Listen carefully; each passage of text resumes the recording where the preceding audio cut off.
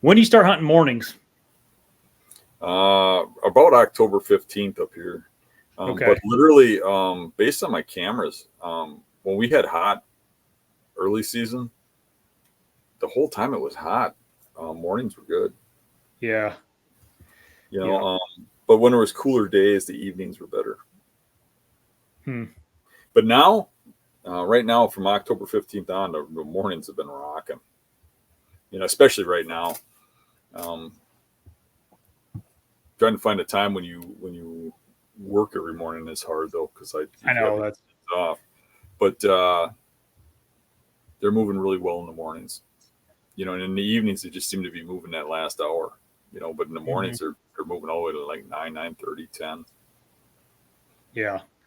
My buddy shot a buck here in Indiana on the public, and he killed it. I think around like 9:30 ish or nine, maybe. I mean, it was a real, late in the morning, really. Especially that was a week ago. So it got light at whatever it was, 6:45, 7 o'clock. So he was there for a couple hours before the buck came in, and it was hitting scrapes on his. He's on a scrape line coming out of bedding, and he was hitting scrapes coming out of bedding in the morning, late morning.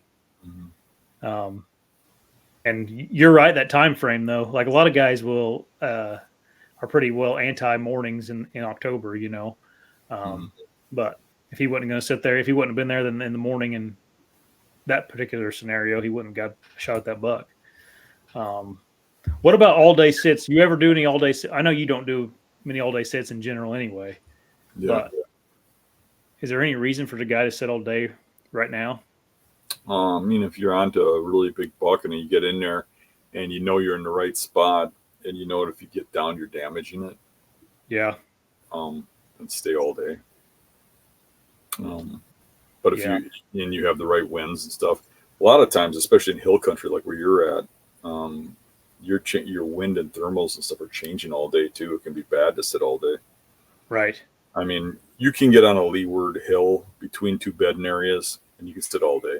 I mean, if that's your spot and you like it, and you already got your scent in there, it doesn't hurt you. I mean, you could get one in the middle of the day. Um, Generally, for me, I always want to be scouting around for more better spots and stuff. There is occasion when I get onto something really good or something, well, I'll sit all day, but it ain't very often. Usually, mornings will get me in low on hills. Evenings will get me higher up where the thermal tunnel is.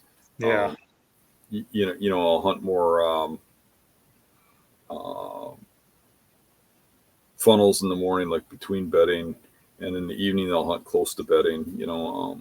Where they come out, and you know, midday I would hunt.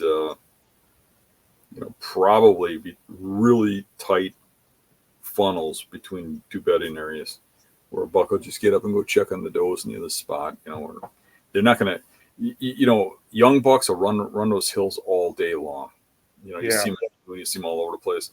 And a lot of times when the deer get to be 6 or 7 or something, the ones you really want to target, they're just not doing that. They'll move, but they're real precision moves. They go from point A to point B, and they're not the dummies people make them out to be. If they were, they wouldn't live to be 7. yeah, right. The only time I've ever had like really good just midday action was in when I was in Kansas there, and I don't know, um, I don't know if it's because I was in Kansas and there's just a lot of more bucks, and they have, they got to compete with each other, so they're moving more and looking, looking for does. But man, that one morning, I didn't see a single deer, and it got to be 11 o'clock, and my buddy Dave was like, I'm heading to the cabin. I'm like, I'm just gonna stay up here all day. And by like 12:30 that day, I'd seen 6 bucks. They all moved from 11 to 6 or 11 to 12:30. So, um, but again, some of those areas like those sought after states are kind of outliers, and in certain situations, we're not hunting, Indiana where there's not that many bucks. In general, not just deer aren't there's not a bunch of deer, and you're not in Wisconsin where there's people everywhere.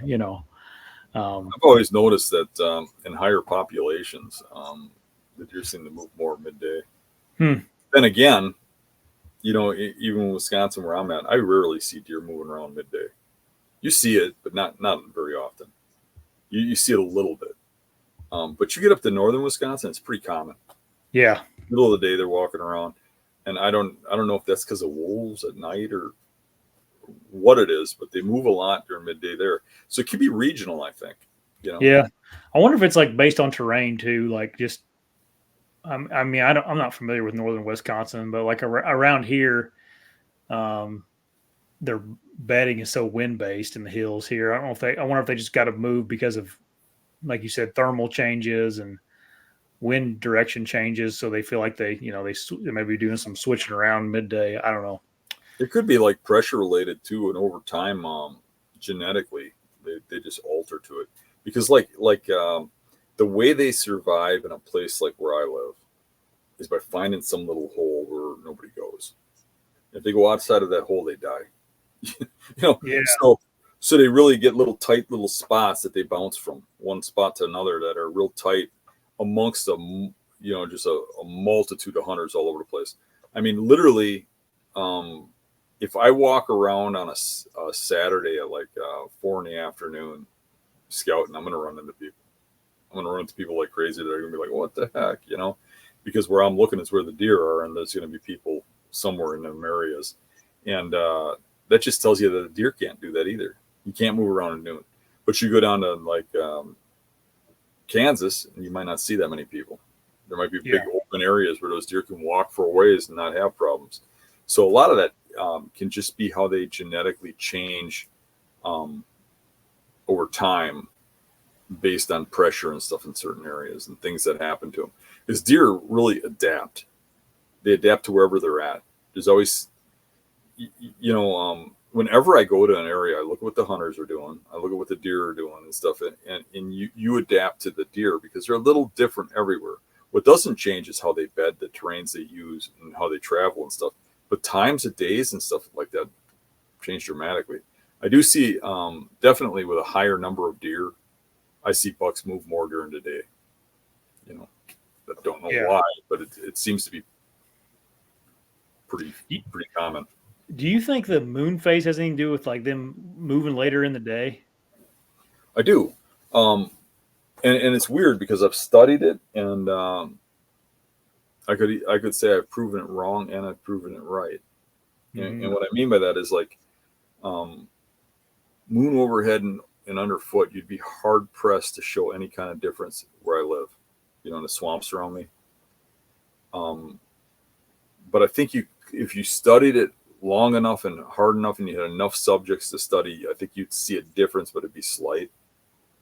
But when I went out and I hunted hill country in western Wisconsin, 2 hours from here, not that far, I seen a direct correlation with daytime movement and moon overhead. Not as much underfoot, but overhead, moon straight ahead above you. When that would hit in the evening or the mornings, man, would the deer be moving those evenings and mornings. And if it Hmm. hit at like 11, I would see a peak movement there. And it was kind of weird because I was seeing like you wouldn't see that much in the morning, one or two in the morning, one or two in the evening. And then you see like 7 at 11, and you check the moon, and that's when the moon was overhead. And what I did was when I hunted there, and I hunted there for weeks in those days, um, I tracked every deer that I saw and tracked what it did with the moon phase. I'm big about stats. I think things happen for a reason, but I could not do that same correlation back home. Hmm. And the only thing I can say is where I was hunting in western Wisconsin at that time frame. I think it's changed a little now, but then it had very little pressure, Hmm. very little at all. Where here there was a lot of pressure, Yeah. and I think the pressure kept them from moving midday. Where I think in a scenario without the pressure they wouldn't, which is why I think something like wolves could alter Fact. pressure in northern Wisconsin because that ain't no different than us having pressure, right? Pressure's pressure. Sure. They don't care whatever's trying to kill them is pressure, right? Right. Yeah. Well, it's funny because that day, my buddy Brad, he shot that really big buck in the hills here, and late in the morning, that that I think the evening before, Tim Hinkie texted him. He's like, "Hey man, I think tomorrow is supposed to be whatever moon." He's like, "You may set a little longer in the morning," and that's when that buck showed up.